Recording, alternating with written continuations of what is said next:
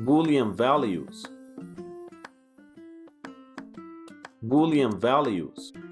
Most of programming languages, including C, C++, Java, and Python, provide the Boolean type, which means can be either set to false or true. Note: in programming languages, we use 1 as true value and 0 as false value. Let's see how. First, we go to brackets.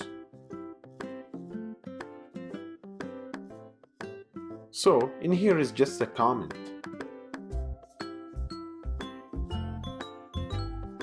Alright, to use Boolean, we have to create a variable called a and assign it by true. Just an example. You can create any variable names that you want. Make sure the T of true is capital letter, and create another variable called b as example and assign it by false if is capital also. After that, print variable a and print variable b. Then save the file and try on terminal. As we learn, type Python 3, drag and drop the file to terminal and press enter.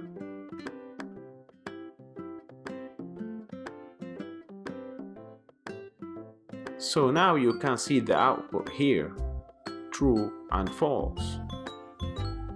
There is another thing we have to know, which is not true or not false.